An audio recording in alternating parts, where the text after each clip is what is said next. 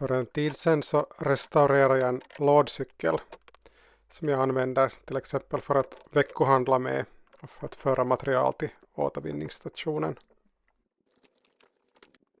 Jag gjorde tidigare ett litet experiment där jag monterade en skida på framhjulet på min vanliga cykel. Konverterade den till en flatbike för att enklare kunna ta mig fram i djup snö, på is och på skare.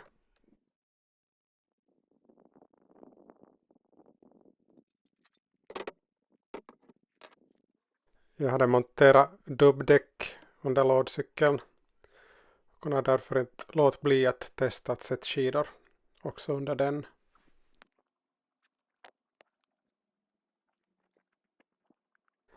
Jag äger ingen snöskoter men tänkte att kanske den här snöcykeln kan ta mig ut en bit på havsisen. Och tar jag med mig pimpelutrustning så kan jag samtidigt hämta hem en måltid åt familjen.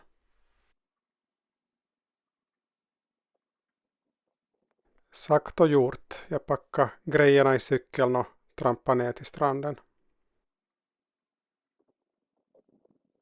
Det här experimentet gjordes på vårvintern så jag testade för säkerhets skull isens kvalitet och tjocklek genom att borra ett hål.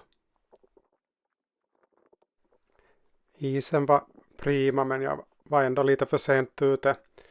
Temperaturen hade legat kring 0 grader en tid och snötäcke som var rätt så tjockt var segt och klibbigt.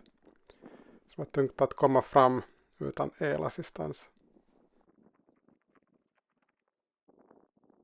Lådcykeln är rätt tung, även opackad. Men jag föreställer mig ändå att jag lätt skulle orka cykla ut flera kilometer. Ifall isen skulle varit bar eller skulle varit bara ett tunt lager med pudersnö. Jag tänker mig också att hastigheten skulle kunna vara rätt hög om det skulle vara blankis om man använder medar istället för skidor under framhjulen. Lite som en isjakt. Och varför inte packa med ett litet segel så man får draghjälp när det är medvind. Hur som helst så kom jag ut en liten bit på isen och tog en paus för att pimpla. Jag rekommenderar byteskläder eftersom man blir svettig av allt trampande.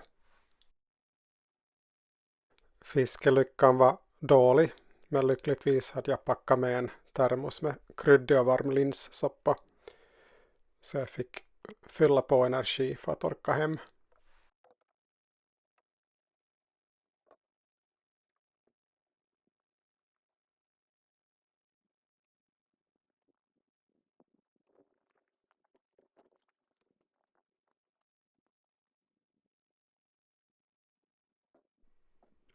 Längs stranden fanns en sträcka med ett tunnare snölager.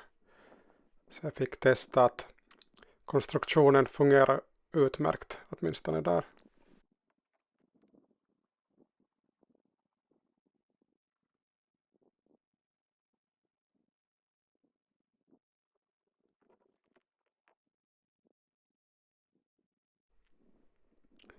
Att ha fler skidor eller större skidor under till så skulle ge bättre bärighet när snön är djupare.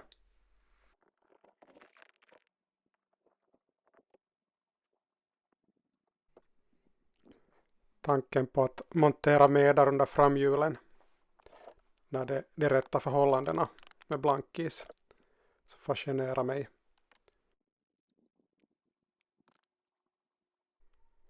Jag föreställer mig att den konstruktionen skulle fungera rätt bra.